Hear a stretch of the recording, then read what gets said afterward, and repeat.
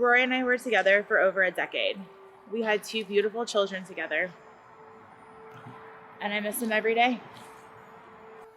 I woke up to my phone ringing several times. When I looked over, I didn't recognize the number.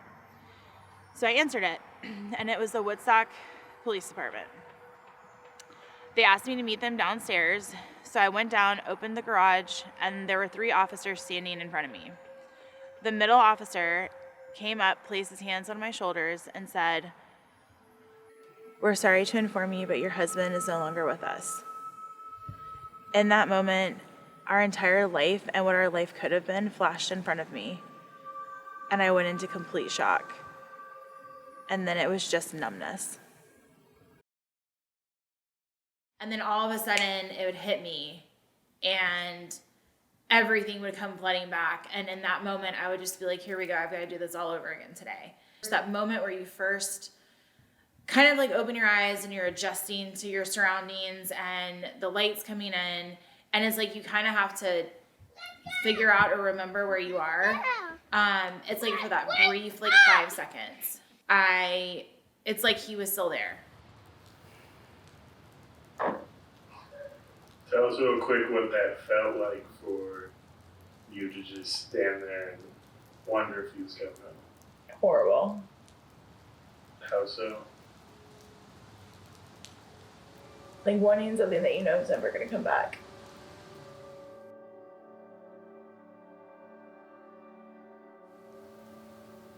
Like all you want is to see the car coming down the street.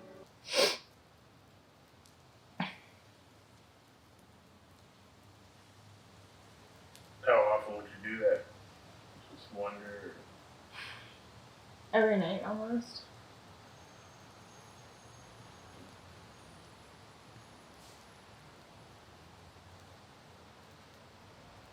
I like hear like a noise or something downstairs, and it would just, you would think it was them, but then it's not.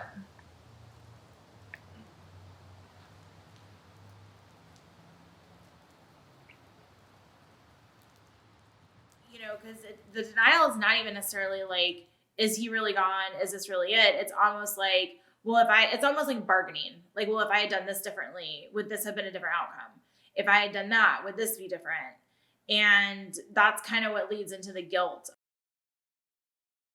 The guilt was very intense. I feel like I wish I had said something or done something. There was just a lot of what ifs in that moment, in that time period where I was just second guessing everything that I had done. There's so much of that. I wish I could change it. I wish I had done more.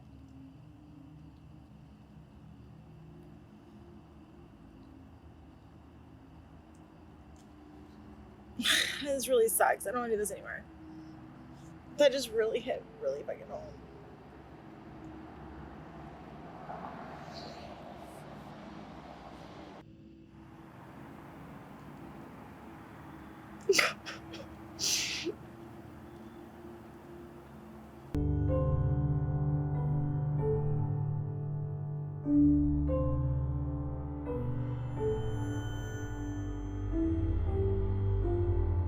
Another thing that I felt so guilty about was moving us out of our family home.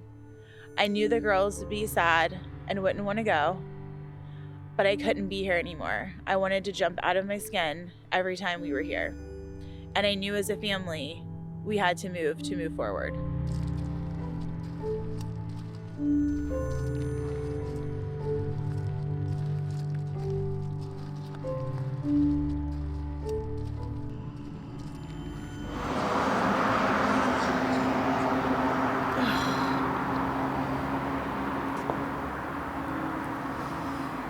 Okay.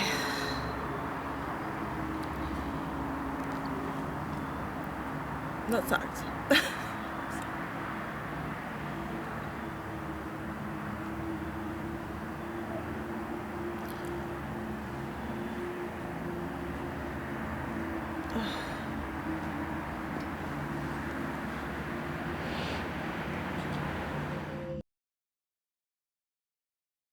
I got into CrossFit a month before Rory died, and he was actually the one that pushed me into it. I did not think that I would be able to do it. I was like, there's no way I'm going to be able to go in there and be successful. And he pushed and pushed and pushed until I finally tried it.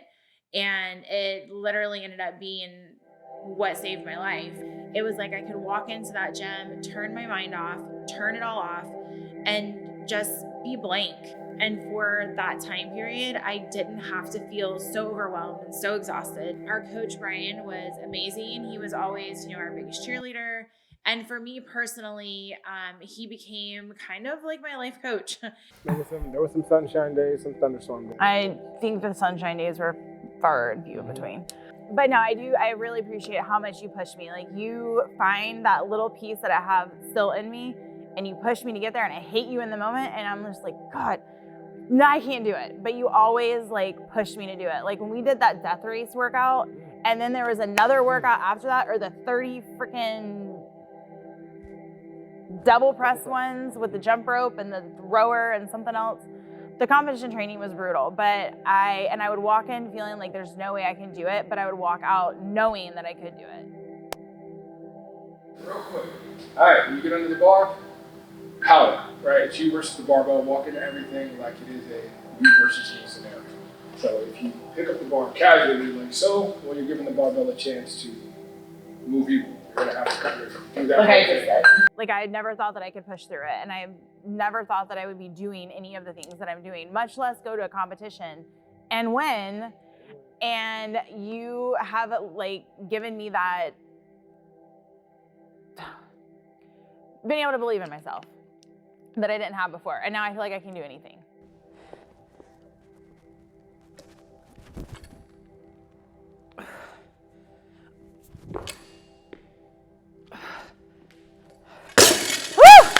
Proud of myself.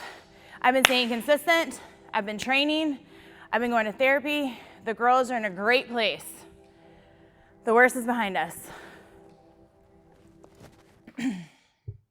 We had trained so hard for Daytona. 6 months of blood, sweat, and tears went into that moment of us getting there and being in that competition. Never in a million years did I think that we would actually win and walk away first place. I was so excited for my team. I was excited to see how happy they were and how proud they were in that moment. And honestly, I thought that I was doing so much better. I was on the upswing of everything. But I wasn't.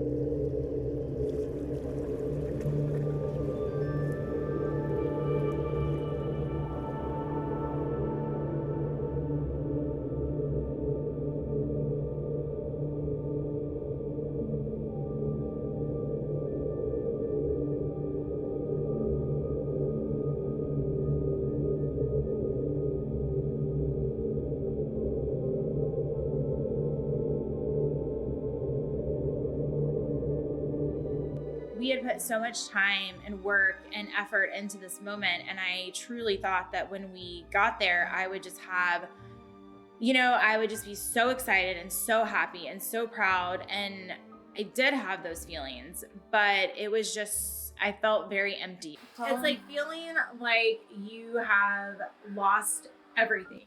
Like you have no hope, you have no excitement, you have no joy. You just feel completely broken in half, broken into pieces, and it's never going to get better. That's empty. The one person that I wanted that I know would have been the proudest of me in that moment would have been there cheering me on, screaming from the sidelines, so proud of what we had just accomplished, was not there. He just wasn't there. This is when I realized the difference between sadness and depression, because at this point I was depressed. No amount of nothing is gonna make it better. You literally want to just die. And that led you to depression? Yes. That led me to the lowest fucking point I've ever been in my life. To the point where I no longer saw any light.